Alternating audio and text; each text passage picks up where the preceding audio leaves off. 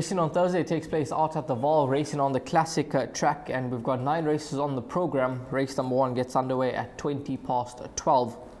Joining me on the line is Alistair. Alistair, how are you doing? Yeah, good. Thanks, Rahiel. All good on this side. Yeah, nice card actually at the Vaal on Thursday. It's the day of Equus as well, so a lot of eyes will be fixed on Hollywoodbets Greyville and the various broadcasts that will be shown all around the country and all around the world for that matter. So really looking forward to the evening on Thursday. And this is just a nice sort of precursor compared to the cards that were on Joburg last week, which we came very, very close to cracking. I actually quite like the look of the dynamics of this card, and I think the exotics can pay quite nicely. There's some nice horses running, some progressive horses running, some good chances across the board. So hopefully we get this right. But yeah, to all the Gallop viewers out there, trust everyone as well, and hope everyone started the season with a bang. Yeah, let's get straight into it. Race number 1 is a Work Riders Maiden Handicap Fillies and Mares. 1500 meters the trip, and number 3 Lady Blunt tops the boards here at 2-1. Hollywood Madam at 22-10, number 4 Frangipani 28-10, Madam Pompadour at 4-1, and you can get double figure odds about the balance. So what's your thoughts on race number 1?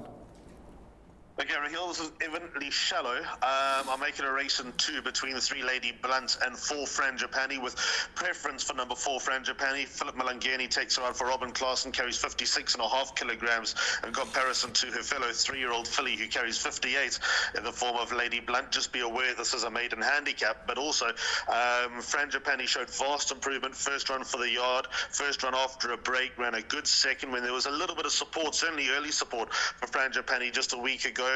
So fitness is very much on her side. The yard's been in very good form of late, and I just think the natural step forward that she's been taking, that she looks likely to get out the maidens here. Number 3 Lady Blunt wouldn't shortchange her by any stretch of the imagination. Some fair Cape form, a fair run in PE as well from number 3 Lady Blunt. I don't know about the level of form of the Heavenly Good maiden. I suppose you can make the same argument about Shanti Dream at the Vaal just a week ago, but Heavenly Good I think was just a few divisions better, went off to the front, showed no signs of stopping, and the old cliche, something had to run second. So that's why I'm going to go with the fresher legs of number 4 Frangipani over number 3 Lady Blunt, but I'll be surprised if anyone else turns them over. There was good improvement last time for number 1 Hollywood Madam, but she has become exposed. She's also become lightly raced from the end of last year, so not much racing in between. It is her peak run, so I do give her, well, she has to have a top 3 chance in a race of this caliber, but I do think that the fresher legs angle of numbers 3 and 4 will make them the 2 to beat. Yeah, that's 2 horses to play around in race number 1. Next up, race number 2, Maiden Handicap, 1500 meters the trip. Start off the bipot, 12:55 is the off time, and number 2 Winds of Grace is your 13-10 favorite. Green Light Racer at 2-1. Both horses have found a touch of support. Number 5 Donda Yaki at 6-1, and then it is double figure odds about the balance. This horse, Winds of Grace, has been second best at her last 2 outings, and she now goes 50 meters more, and she could well be able to deliver the goods in this lineup, Alistair, despite being a filly taking on the boys. I'm willing to say that she's a good bet here, Rahiel. I think she'll be very hard to beat. Samanga Kamalo takes her out for Mike and Adam Azzi. When finishing second in her last 2 runs, she's had absolutely no luck. Her penultimate start came on the day that they moved a meeting from Thursday to Sunday, and a whole lot of jockeys ended up at Hollywoodbets Scottsville for the warm-up day for the Poinsettia Stakes, the Godolphin Barb, and all those races. So Lou Otwa went up to Joburg and did duty on a few nice rides, and I know that he was not happy with Winds of Grace coming out slowly, bumped at the start, left with too much to do and making up good ground late. But I know that he was impressed with number 2 Winds of Grace, impressed on the fact that she's not going to die a maiden. And then last time, again, just go watch the replay. Raymond Danielson's foot was out the irons for 100 meters. Not many jockeys can sort of get back onto the horse, so to speak. But Raymond did, and she ran a good second behind a very nice horse, a low-flying second as well behind Wise Counsel. So if things just need to go her way, and I think we'll see the best version of number 2 Winds of Grace. and I think that she's just about ready to get out of the maidens. Number 3, Green Light Racer with blinkers on for the first time. I'm of the opinion that the blinkers will need to make a big difference to him. I know that he receives 2 kilos from Winds of Grace, but the form lines just don't stack up all that positively. The best run was the penultimate start behind Chieftain Shield. Singleton Sam, I think, is a very nice horse on the making, but I think won a race that he could not miss, and he was just a cut above anyone else in that race. And Don Duyaki from that draw is going to have a little bit of work to do, so she's got some form to recommend, but I think that she's going to be battling it up for the minors. Number 2, Winds of Grace, Barpot Banker, that is my suggested bet, and 13 to 10 is the price, and I think that she's worth a nice little go. Moving along to race number 3, which will be the start off of the place accumulator. 1:30 is the off time. It is a classified stakes over 1,000 meters, and number 2, Dealmaker, is your favorite here at 8 to 10. Number 3, Faithful Neo at 4 to 1. Western Wishes at 5 to 1. Form update with Western Wishes was a winner, and she now carries 56 and a half on a new rating of 69. 7 to 1, Lonely as a Cloud. It's then 10 to 1 and bet about the balance. 4 and 9 are out. Field of 8 runners set to compete here. Alistair? Okay, so this is the beauty, Rahiel, of not being on camera and having a laptop wide open just to monitor the changes. We're recording this at a set time. Exactly 3 minutes ago, Western Wishes was scratched. So you've done your changes, you've done your homework, because it all says there, Western Wishes, etc., as you read out, but she is a non-runner. So just take note of that when it comes to race number 3. She was a live chance on the back of her win just a few days ago, but sadly she's not going to be taking her place.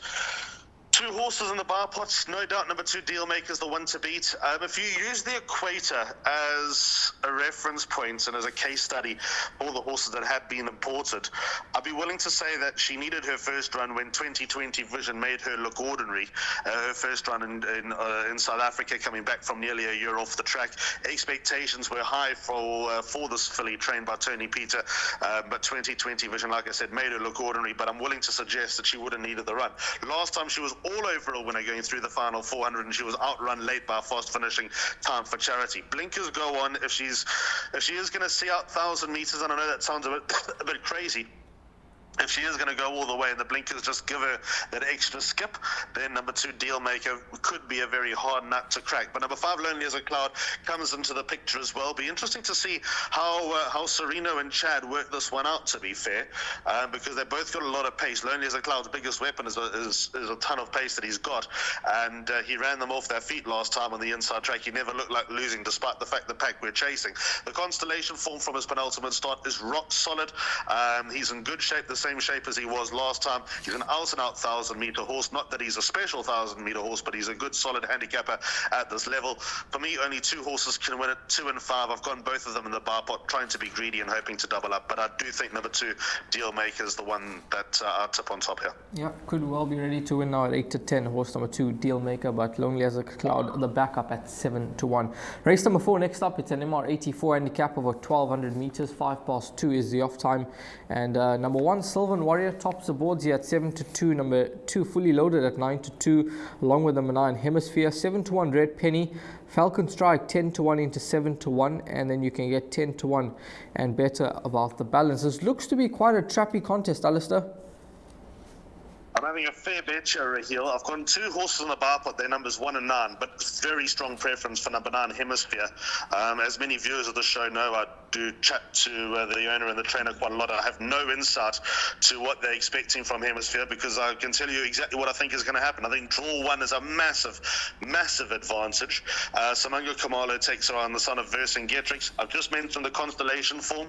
Hemisphere ran second to the highly promising newly turned 3-year-old trained by Mike and Matthew de Kock. 4th horse, Lonely as a Cloud, subsequent winner, finished 4.5 lengths behind Hemisphere. And the 5th horse, it was beaten, call it 9 lengths by Hemisphere. Seawolf has come out and won as well. Constellation from that run prior also brought winning form into the picture. If he reaches 1,200 meters, he's only been this trip once before. It was 18 months ago, in what was the freakiest form line of the 2-year-old campaign from that season. I'll make him a very, very hard horse to beat, number 9, Hemisphere. If he does come unstuck, and if he does have a vulnerability over the trip, number 1, Sylvan Warrior, my idea of the horse to chase him home.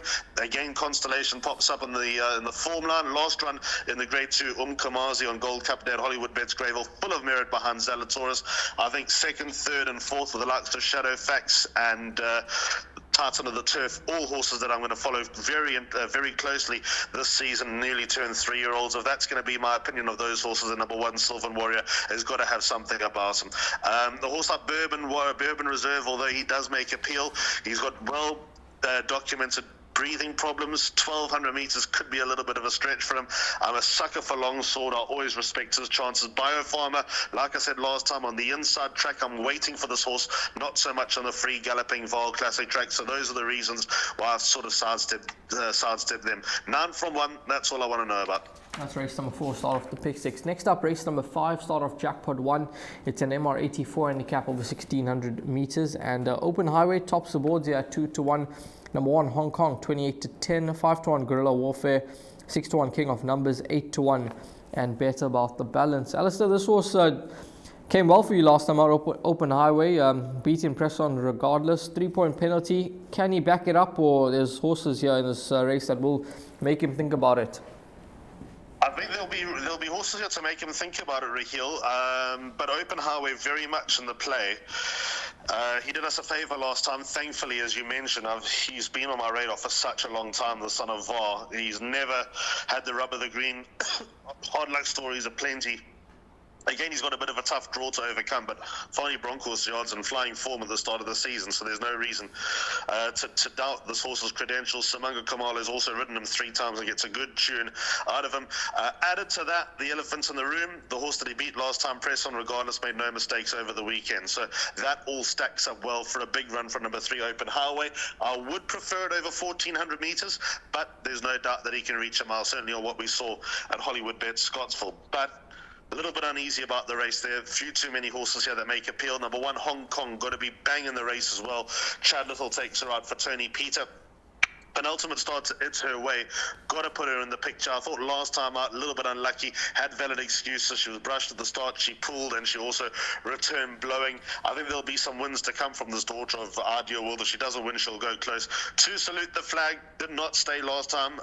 Also wasn't given much of a chance to see out the extra trip, to be fair. Serena Mudley's ridden this horse before. Rode him on Betway Summer Cup Day when finishing a good second behind Captain of the Green. He can be dangerous. He's included. Got 6 Eiffel Tower and 8 Guerrilla Warfare, simply because I think St. John Gray's yards and red hot form and everything that he sends out, I'm going to look at fondly for quite a while. So I'm casting my net wide here. I do expect to double up. I wouldn't have a bet on the nose, to be fair, but I would be looking at some sort of swingers quartets, with number 3, Open Highway, being the key horse small bets. Moving along to race number 6, start of Jackpot 2. It's an MR100 handicap over 1,600 meters. 3:15 is the off time. And number 6, Obsidian, tops the boards here at 16-10. Number 3, Master Christmas at 5-1, along with number 7, Jury's Out. Number 9, Mount Darwin, 11-2. And you can get 7-1 and better about the balance. This horse, Obsidian, he's won his last 2. He's won 3 from his last 4. So he's in some good form. Seems to be improving quite nicely, and there's no doubt that the step up to the mile will be more in his favour here. Yeah, so here's the heads up, and also documented by Johan Janssen van Vuren in the last interview, trying to qualify him for the charity mile for low weight. So 1,600 meters should be no issue. He beat Birthright, who came out and won subsequently. Nice lightweight. I think he's been well looked after and well placed by Johan Janssen van Vuren to get to this level. Consistent horse. I thought his anti-penultimate start on the 26th of April, he was desperately unlucky. He ran into a little bit of traffic. I think he's a better horse than that, even though he went close enough and didn't lose anything in disgrace. He's improving, stepping up all the while. The one that they all need to beat, considering the aspirations they have for number 6, Obsidian. Dangers, number 2, Infinite Wonder, might sound like a little bit of an obscure choice here, but the ratings dropped from 100 to a 96 on the back of running in races that he had no right to be in. It's his first run in a handicap in, well, since late 2021. How crazy is that? Mano Pandaram's entered him in all sorts of crazy races as well that he was never going to qualify for. But this horse running fresh. The last time he ran fresh, I was at Turfentine over 1,400 meters. Believe me, he stayed on very nicely. Had no right to run where he did the Pomodoro's Jet. This is the real springer in the pack. The yard's in good form. I'm sure he'll be ridden for luck, but if luck's on his side and he's able to be in the same mood as he was in when running some of these nice races. I mean, he's turned over litigation in the Drum Star before.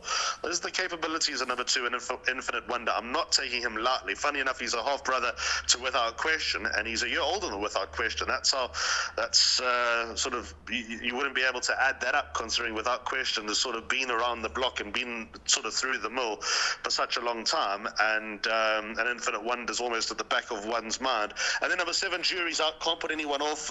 He needed his first 2 runs back. Last time out, I thought was a solid effort behind Bacchus. Perhaps a little bit disappointed he didn't get closer, but it is his peak run. If he has luck from the draw with Sereno on board, respect him. He'll run a nice race. If he doesn't win, he'll also go close. Number 7, Jury's Out. So those are the 3 numbers I'm working on in order of preference, to be fair: 6, 7, and 2. 6, 7, and 2, and Infinite Wonder, the joke of the pack at 16-1 in the market. Race number 7 next up. It's a fillies and mares 99 divided handicap. 1600 meters is the trip. And number 4, Kisoton, is your 12-10 favorite. It is last car to pass at 7-2, 7-1. Miss Hannigan, Avo on toast, except cookies, and then it is double figure odds about the balance. Now this horse, Kisoton, gets the services of Calvin Abib plus a half a kilogram here, so 54 kgs is what she will be carrying, and she's been very close up at her last 3 outings, Alistair, and perhaps she's going to get it right one of these days. 12-10's a bit skinny, Rahiel. I do like her. I like her a lot. But 12-10, I didn't think she was a 12-10 shot. I sort of made her more a 5-2, 3-1 shot. Hopefully she drifts come race time. I'll make her a live runner simply on every piece of collateral form that there is. Just reading from the page down, 15th of April, finished in front of Princess Ilaria. Meets on identical terms. There was, call it 3 lengths between them. If you go to the 17th of July, finished in front of Two-Step Queen, Miss Hannigan, and Mount Etna, has them all called at the weight. She's slightly up in the weights, but she toyed with those horses on that occasion, and they also equally up in the weights as well. And then last time on the 26th of July, finished behind Two-Step Queen, who had the 4-kilo claiming Polisi Mbuto, who was basically cheating off a 4-kilo claim. That's how much promise he's got. And in front of last car to pass and except cookies, and comes in miles well weighted for that run. So she's got every opportunity here. She's a hard horse to beat, number 4, Kisoton. The horse that I make the biggest danger, funny enough, just looking at the betting move, number 1, Miss Hannigan's coming for support. Stable companion to the horse that I think has got quite a bit going for her in the form of number 2, Last Car to Pass. I loved her penultimate win. That was on Hollywoodbets Durbanville July week. She motored past to Fairfield in good style. She's got form to the likes of Key Element, who I think would be a big runner in a race of this nature. Craig Zaki takes a ride. So I do respect number 2, Last Car to Pass. They're the only 2 horses I've got in, 4 and 2 in the bar pot, but 4 Kisoton, 12-10, could be worth chucking into your all-to-comes.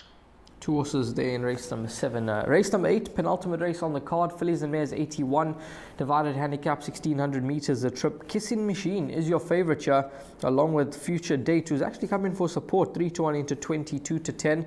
Boom Boom at 6-1. 8-1 Play with Fire, and then it is 10-1 and Bet About the Balance. There has been some moves here for a few horses. Lapis Lazuli 12-1 into 10-1, Lady Sabrina 16-1 into 14-1, and then Cigarette Swing 20-1 into 14-1. So the market's active here in race number 8, Alistair. And I'm just going to be active on one. When I say one horse, I think Future Date is above average. It might not look at being a one-time winner from 11 starts, rated 78, a newly turned 4-year-old. But I've always thought there's something about her. I think Sandra Gray's playing the long game with her, getting her towards her peak. She would have needed a few runs back. I thought her last run against Boys was excellent behind Skittle Skies, where she showed signs of life.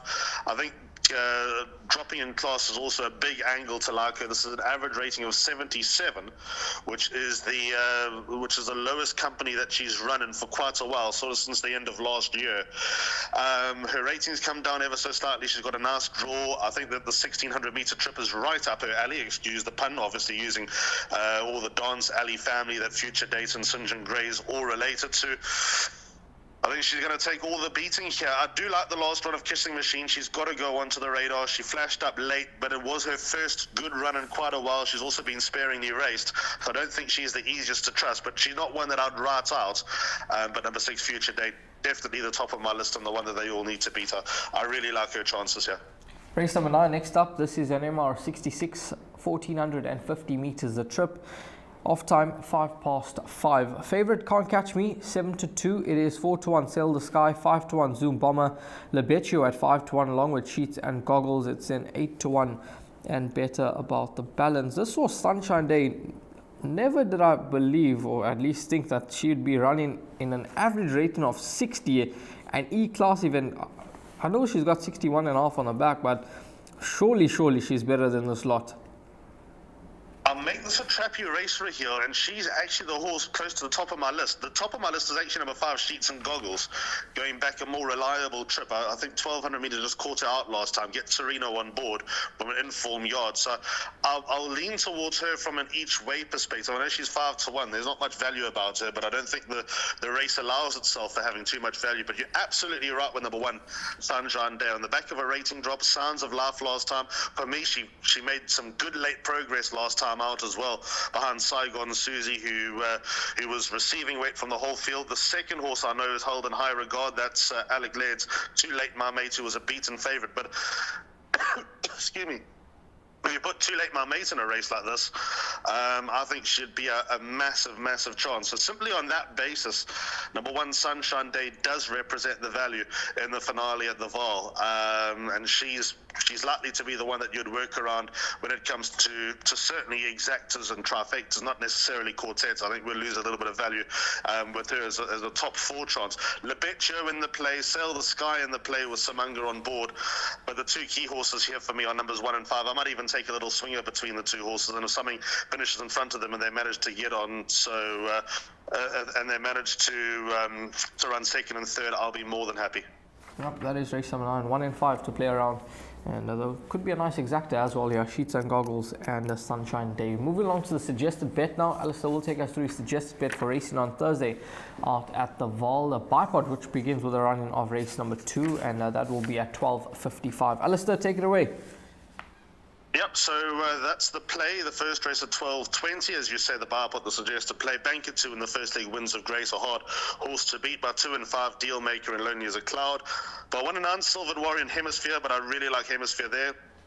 1, 2, 3, 6 and 8, probably the trappiest leg of the bipod. Hong Kong, Salute the Flag, Open Highway, Eiffel Tower and Guerrilla Warfare.